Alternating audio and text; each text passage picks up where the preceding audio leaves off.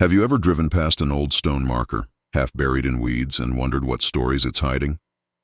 Because deep in the rolling hills of southeastern Ohio, there's one such marker most folks don't dare visit after dark. Its inscription, weather-worn and almost erased by time, reads, New Canaan Community Farm, 1837 to 1863. In God's grace we trust. But what it doesn't say is that 234 people died on that land, and the echoes that still drift from the abandoned Coleman family barn, they don't belong to this world. For over 150 years, the people of Athens County kept this story buried, whispered only from parent to child. But tonight, that silence ends. Tonight, we're digging into the truth about Elder Daniel Coleman and his family's 26-year rule of fear. A truth so unsettling, it could make you rethink everything you thought you knew about faith, family, and the American frontier. So, here's my question to you. Are you brave enough to walk through the darkest chapters of American history with me? Because this channel isn't for everyone. It's only for the seekers, the ones willing to stare into the shadows most people won't even acknowledge. If that's you, hit that subscribe button now. Drop a comment with your state, because what happened in Ohio could have happened anywhere on the frontier. All right, let's begin. The year was 1837, and America was desperate for salvation. The Second Great Awakening had swept across the frontier like wildfire, stirring hearts, breaking traditions, and leaving ordinary people hungry for a deeper connection with God. Athens County, Ohio was caught in that tension, half wilderness, half civilization. Muddy farm roads wound through thick forests. Families scratched out lives in tiny villages. Trade along the Ohio River brought money, but the hills and valleys still hid secrets no daylight could touch. And in one of those valleys, sheltered beneath ancient oaks, Elder Daniel Coleman found the land that would become his personal kingdom, and everyone else's nightmare. Coleman was unforgettable, tall, sharp blue eyes that seemed to pierce your soul, a voice so commanding it could bring sinners to their knees or make saints doubt their faith. At 42, he'd already buried 2 wives. He claimed visions straight from heaven, and by his side was Sarah, Mother Sarah in public, 20 years younger but carrying the sternness of a matriarch. Their children, Joshua, 16, Rebecca, 14, Ezra, 12. They weren't raised to see him as just a father. To them, he was God's chosen vessel on earth. When the Colemans arrived in Athens County, they came with something suspicious, a wagon loaded with gold. They told locals they were fleeing persecution in Pennsylvania. Daniel spun a story of corrupt churches, of fallen communities, of God's call to build a new Eden, and with cash in hand, he bought 400 acres, fertile fields, thick forests, fresh water, and most importantly, isolation. Miles of woodland surrounded the property, no neighbors close enough to hear screams. Within months, Coleman's vision spread beyond Athens. He posted ads in Ohio, Pennsylvania, and Virginia, offering a promise too good to ignore. Come join New Canaan Community Farm. Live as one family in God's will. No possessions needed, just faith, willing hands, and the promise of salvation. The poor, the desperate, the hopeful, they came. The Hendersons arrived first, pulling their children and everything they owned in a single wagon. Then the Millers, then the Washingtons, the Thompsons, the Prices. Each family greeted personally by Coleman, his conviction so strong, even skeptics fell under his spell. But here's what none of them realized. They weren't joining a sanctuary. They were walking into a trap that Coleman had spent years perfecting. New Canaan wasn't heaven on earth. It was a labor camp, carefully disguised as paradise. At first, everything looked like the dream they'd been promised. Cabins built, meals shared, prayer circles every evening. Coleman himself worked beside them in the fields, quoting scripture about the early Christians who held all things in common. But soon, the mask slipped, workdays stretched longer, meals grew thinner, punishments harsher. And when anyone dared question, Coleman told them it was necessary for purification. The flesh must be weakened, he said, so the spirit can grow strong.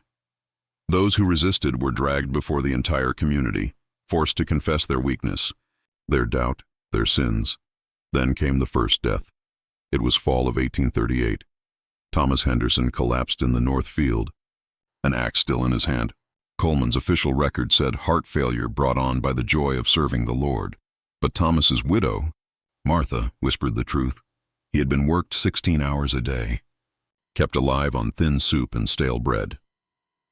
The funeral was at sunset. A simple grave, a wooden cross, and Coleman delivered a 3-hour sermon over the body, declaring, "Brother Thomas has been called home. We are blessed to witness his holy transition," and that was only the beginning. They said Elder Coleman had shown them the path to glory, that true salvation required surrendering everything. But as weeks turned into months, cracks began to show. Some noticed the Coleman family didn't share the same hardships as everyone else. While ordinary families starved on thin rations, Daniel, Sarah, and their children ate separately in the main house. While the workers shivered in patched, ragged clothes, the Coleman's garments were always spotless and new. And then, there were the sounds at night. From the main house, people claimed they heard music, laughter, the clinking of glasses. Impossible sounds for a community built on sacrifice and suffering. When questioned, Coleman would fix his piercing eyes on the doubter and remind them, "These are the rewards of those who've surrendered fully to God." The second death came that December. Mary Washington, a young mother of 3, was found frozen in her bed. Her cabin had run out of firewood days earlier, and her pleas for more had been denied by Joshua Coleman himself, who oversaw supplies. At her funeral, Elder Coleman declared, "Sister Mary has been spared the trials yet to come. The Lord has shown her mercy." By the end of that first brutal winter, 7 people were dead, and every single funeral was twisted into another sermon, another opportunity for Coleman to tighten his grip on the survivors. No one could reach the outside world. Letters were censored by Rebecca Coleman, who claimed she was protecting them from sinful, worldly influences. But it was a boy, a 14-year-old farmhand named Peter Miller, who uncovered the truth. While cleaning the root cellar, Peter stumbled across something hidden: watches, jewelry, family Bibles, photographs. Precious belongings of the dead, items that should have been buried or returned to grieving families, not stashed away beneath the Coleman home like trophies. When Peter tried to speak up, Coleman accused him of impure thoughts and ordered a spiritual cleansing. That night, Peter Miller vanished. The official story? He'd run away, unwilling to live with the discipline of New Canaan. But his mother, Elizabeth, knew better. She followed a trail of blood, small drops, leading from Peter's cabin toward the woods behind the Coleman house. Her son hadn't left willingly. By then, the pattern was undeniable. This wasn't a sanctuary. This was a prison. A place where the Colemans grew fat and powerful while others starved, froze, and worked themselves into early graves. Yet escape was nearly impossible. The nearest town was 15 miles through wild, dangerous woods. And Coleman had filled their heads with fear, preaching that the outside world was crawling with demons waiting to devour their souls. As 1839 dawned, survivors of that first winter realized they were trapped in something much larger. By then, the community had grown to over 200 members. Families kept arriving every spring, lured by Coleman's promises. And just as quickly, the death toll climbed higher. The living bore haunted eyes, carrying secrets too heavy to speak aloud. The Coleman dynasty ruled with iron hands. Elder Daniel, the untouchable prophet, his word treated as law straight from heaven. Sarah, Mother Sarah, who ran the kitchens. Laundry and children with cruelty sharp enough to scar. Joshua, now 17, in charge of supplies and labor, a young man already mirroring his father's hunger for power. Rebecca, only 15, but already her father's secretary and enforcer, her beauty and sharp tongue making her as dangerous as she was admired. And Ezra, just 13, yet showing all the signs of a boy being groomed to continue the family's legacy of cruelty. The Coleman home grew along with their power. Twice expanded, its original brick walls now fronted by new wings. Inside, Coleman's private office, where he summoned followers for counseling sessions that left them broken and terrified.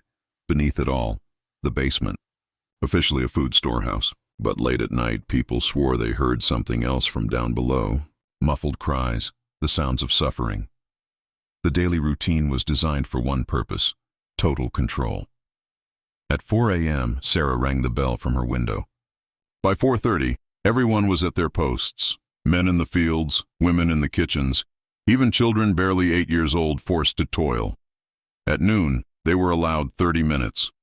Watery soup, stale bread. But the real torment came after sunset. Every evening, the entire community was forced into the main hall for spiritual instruction.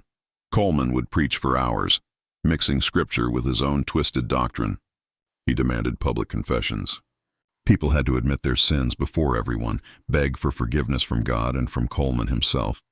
And those who resisted, who showed even a flicker of doubt, they disappeared. Sometimes they were sent on special work details that never returned. Sometimes they were assigned missions to far-off towns and never seen again. And sometimes they simply vanished overnight. The official explanations varied, but everyone knew the truth. New Canaan wasn't holy ground. It was a trap, a machine that consumed lives and left nothing but silence behind. Some were said to have answered God's call. Others, Coleman claimed, had fallen to temptation and fled into the outside world. But the community knew better. They'd seen the pattern too many times. The private meetings with Coleman, the sudden assignments to isolated work details, the way that person's name came up again and again during evening sermons, and then gone. The children had it worst. Those who showed promise, taken from their parents at the age of 5, raised directly by the Coleman family, trained to become the next generation of overseers. The rest? Put to work as soon as they could walk. Their little hands forced into labor adults couldn't manage. Many of them never lived to see 10 years old. Their bodies simply gave out under the weight of Coleman's brutal system. By 1845, New Canaan had become a self-sustaining machine of horror. The farm's crops were sold in distant markets, padding the Coleman family's wealth. Livestock fed them well while everyone else lived off scraps. A mill processed grain for neighboring farms, the profits flowing into Daniel Coleman's growing hoard of gold coins. But the real gold mine wasn't the crops. It was the constant stream of new arrivals. Families came with their savings, their tools, their livestock, their faith. Coleman had perfected the art of draining every last penny before they realized the truth, and by the time they did, it was too late, too weak, too broken, too far from help. 15 miles of dangerous woods separated them from Athens, the nearest town. That distance, plus Coleman's iron control, kept the world from ever seeing what really happened inside. On the rare occasion outsiders showed up, traveling preachers, local officials, relatives. They were given carefully staged tours. Coleman paraded the healthiest workers in front, all smiles, rehearsed testimonies about their joy and salvation. Meanwhile, the sick and starving were hidden in back cabins or sent to labor camps deep in the fields, and the reports Coleman sent to local authorities, always written in his own hand, always painting the picture of a peaceful, godly community. A few complaints trickled out, but they were dismissed, chalked up to unstable people who just couldn't handle the discipline required for true faith.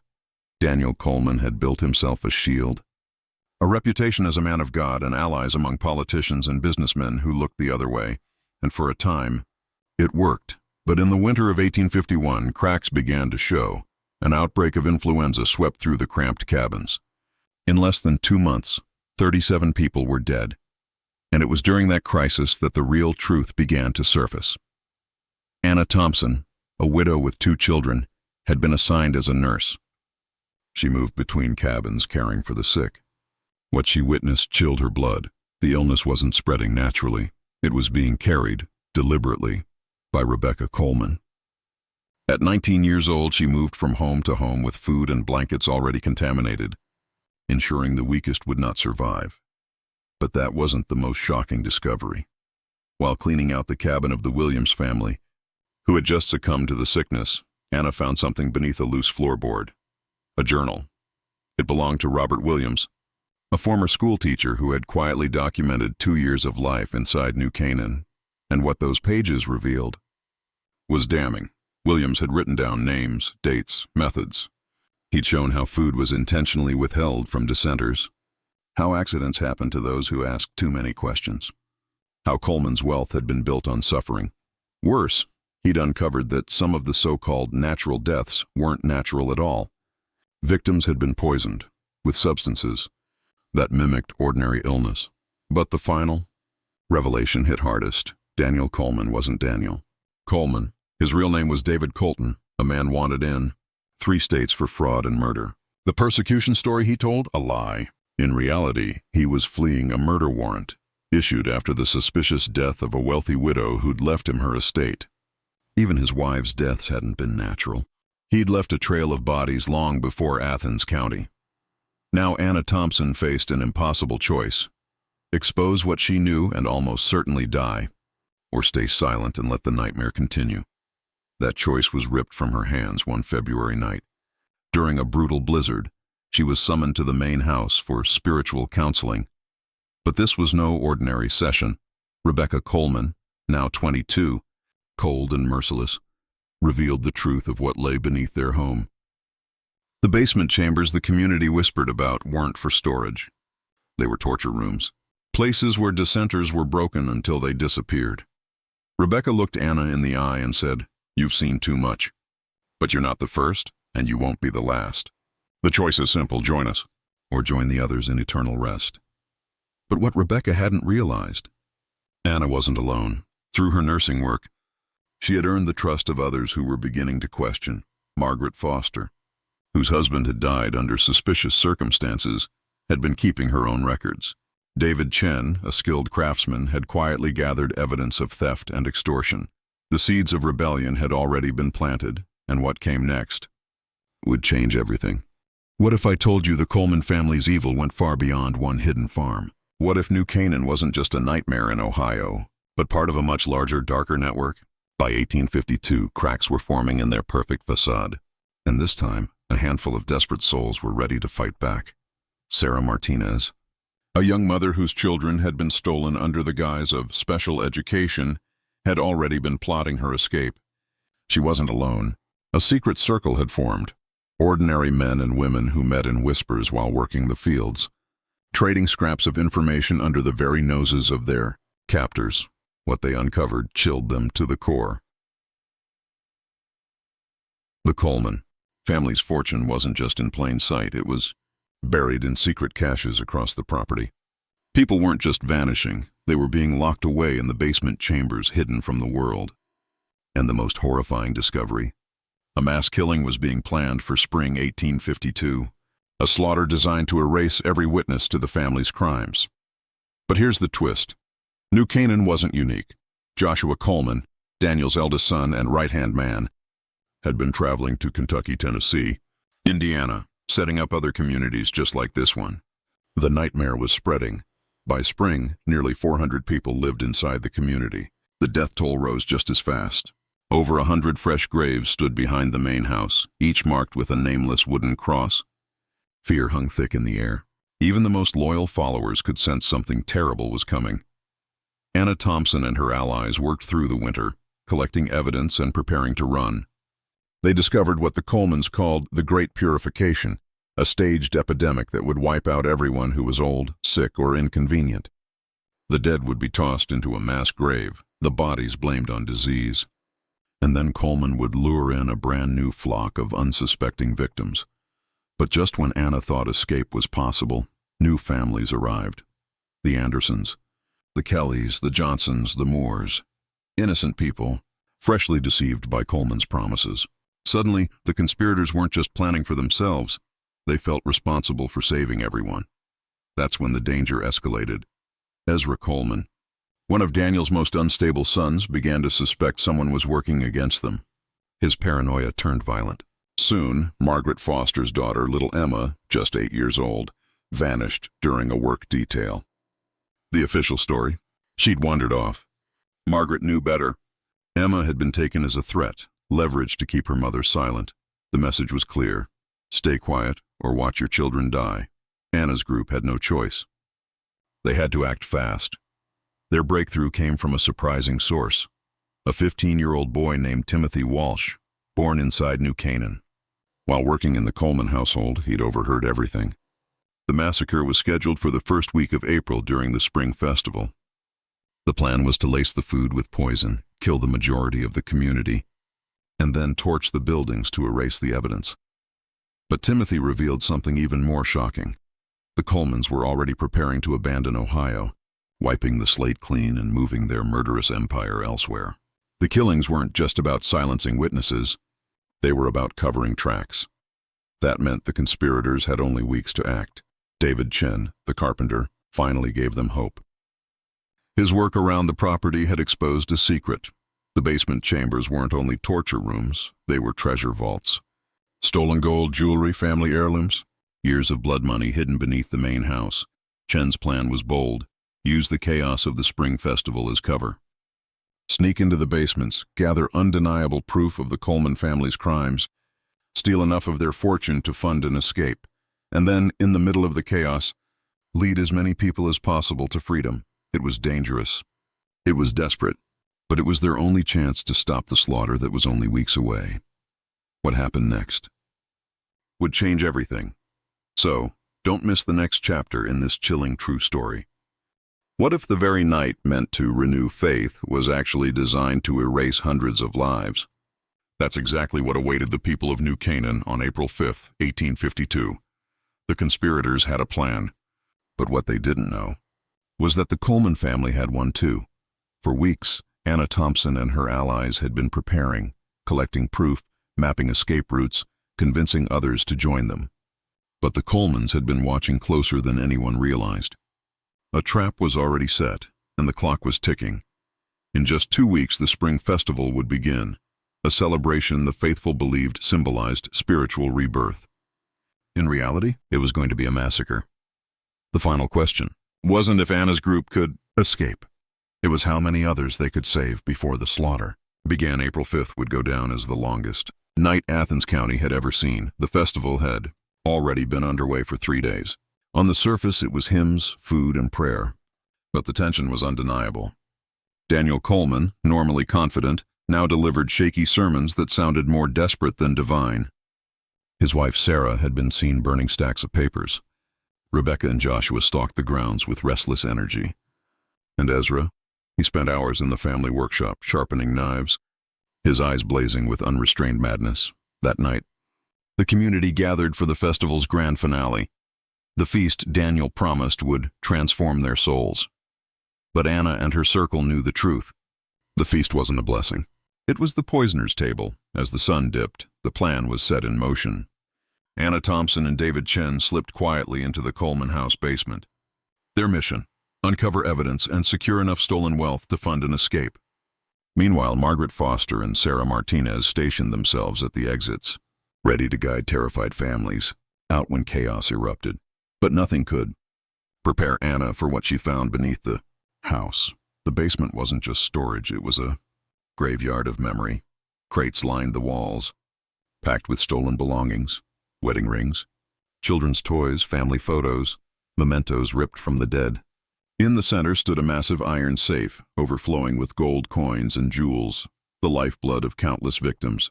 Then came the most damning discovery of all. In a hidden chamber, Anna uncovered candlelit ledgers.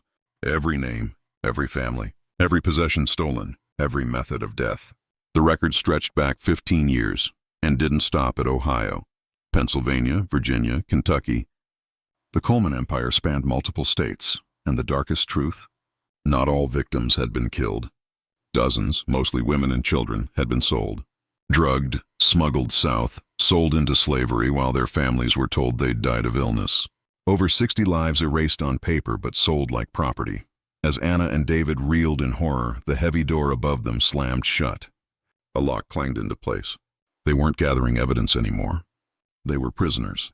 And above them, the final feast had already begun. Daniel's sermon that night was his longest yet, a rambling tirade about sacrifice and purification. But the food on the tables? Bitter, strange. Within minutes, people felt it: dizziness, sharp stomach pains, the elderly collapsing where they sat. It was Timothy Walsh, the 15-year-old who'd warned Anna earlier, who shouted the truth. From the kitchen, he'd seen Rebecca sprinkle white powder into the serving pots. His cries, "Poison! They're poisoning us!" ripped through the hall like thunder. Panic exploded. The Coleman family struck back instantly. Joshua pulled a rifle from behind the pulpit. Ezra barred the main doors with a heavy beam. Sarah Coleman slashed through the crowd with a butcher knife, striking down anyone who resisted. But the family had underestimated their victims. People who've been starved, beaten, and stripped of hope fight hardest when there's nothing left to lose. Margaret Foster and Sarah Martinez forced open side exits, shoving people through windows and back doors. Even as the poison weakened them, men and women turned on their captors. The holy festival transformed into a battlefield. Down below, Anna and David could hear the chaos, gunfire, screams, furniture crashing. They clawed at the basement walls until David remembered the old coal chute. It was narrow, suffocating, but it was a way out. They crawled into the freezing night air just as flames engulfed the main hall. Smoke and fire rose into the sky, carrying with it the final illusion of New Canaan's godly community. The night of April 5, 1852, wasn't a rebirth. It was the beginning of the end. For the Colemans, and for their empire of lies, and trust me, what came after would be even more shocking. What happens when the fire meant to erase every trace of a family's crimes fails? The Coleman family thought they could burn away the evidence, wipe out every witness and every secret hidden inside their so-called New Canaan community. But that night, as the flames consumed the main hall, something they hadn't expected happened. People began pouring out of the inferno, wounded, choking, dragging children, carrying their neighbors. For the first time in 15 years, the Colemans weren't in control, and that's when the real battle began. The fire raged so high it could be seen from miles away. Farmers on distant hills and even the authorities in Athens saw the glow. By dawn on April 6, 1852, the empire the Coleman family had built, through blood, manipulation, and lies, lay in ruins. But the cost? Almost unbearable. Of nearly 400 souls who'd once trusted them, only 87 survived. The poison that had been slipped into the feast wasn't some mild sedative. It was arsenic, a slow, vicious killer. Survivors described the agony, hours of cramps, burning throats, and delirium before death. Many who escaped the flames staggered into the woods, only to collapse and die days later. Some clung to life in makeshift barns converted into hospitals, but most never recovered. And the Coleman family? Their end was as twisted as the lives they'd destroyed. Daniel Coleman, the so-called prophet, was cornered in his office. He didn't die a martyr. He died beaten, brutalized, his body showing the rage of people finally free of his spell. His infamous blue eyes, the ones survivors swore could hypnotize, were gouged out, as if someone wanted to make sure he'd never cast that gaze again. Sarah Coleman's fate was fire. As she tried to flee with a bag full of gold, a burning beam fell across her path. She died clutching her fortune, the coins fused to her body in the blaze. Joshua Coleman tried to run, tried to vanish on horseback, but Margaret Foster and a band of survivors caught him. His trial became a public spectacle across Ohio. Witness after witness described the horrors they'd endured. Joshua died unrepentant, insisting, right up to the gallows, that he had done God's work. Rebecca Coleman's ending was different. The woman who had poisoned so many lived just long enough to confess. Badly burned, she revealed everything: other farms, other victims, even the trafficking of children and women into slavery. She died in a Cincinnati hospital 3 weeks later. Her last words, a plea for forgiveness, a prayer 15 years too late. But Ezra Coleman, the darkest of them all, escaped. He was last seen darting into the trees as the community collapsed.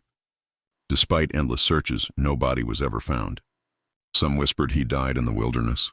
Others swore they saw him years later, hiding in distant towns, always looking over his shoulder, always running. What investigators uncovered after the massacre was worse than anyone imagined. The ledgers Anna Thompson found in the basement pointed to similar operations in Kentucky, Tennessee, and Indiana. Over 800 people, killed or sold into bondage. For nearly 2 decades, the Coleman family had run one of the most successful criminal networks in American history. In today's money, they'd raked in millions, and yet, amid the ruin, some survivors found purpose. Anna Thompson dedicated her life to exposing cults and defending religious minorities, determined to stop another New Canaan. David Chen, with his carpenter's hands, built homes for the survivors. Margaret Foster and Sarah Martinez started a school for the orphaned children. The farm itself? Wiped clean. The government tore down what hadn't burned, leaving only wild grass and oak trees to claim the valley. Locals whispered about the place for years. Strange sounds, bells ringing where no church stood, children's voices in the night, footsteps in ashes long scattered. The records of New Canaan were sealed by the courts. Officials wanted it forgotten. Survivors took new names, new lives, carrying their guilt and grief in silence. But stories have a way of surviving. Parents warned their children. Preachers whispered warnings from the pulpit. Still, the questions never stopped. How many other operations like New Canaan existed?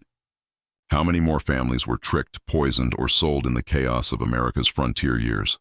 And was Ezra Coleman truly dead? Or did he carry his family's evil into some other hidden community?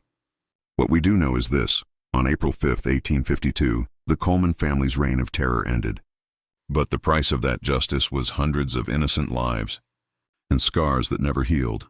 Timothy Walsh, the teenage boy who first shouted "poison" and sparked resistance, lived.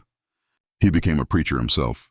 But unlike Daniel Coleman, Timothy's sermons were haunted by what he had seen. His final words in 1903 still echo today. Evil doesn't always come with horns and fire. Sometimes it dresses in robes of holiness, speaks with the voice of salvation, and offers the very hope we're desperate to believe. Today, if you visit the valley, you'll find a single weather-worn stone marker. The words carved into it are fading, almost gone.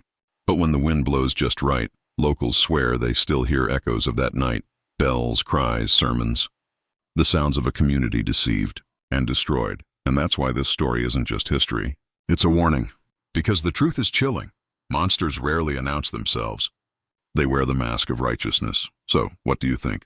Did Ezra Coleman escape? Did he keep his family's crimes alive somewhere else? Let me know your thoughts in the comments. And if this story left you chilled, make sure to like, share, and subscribe for more of America's hidden horrors. Because sometimes, the past doesn't stay buried.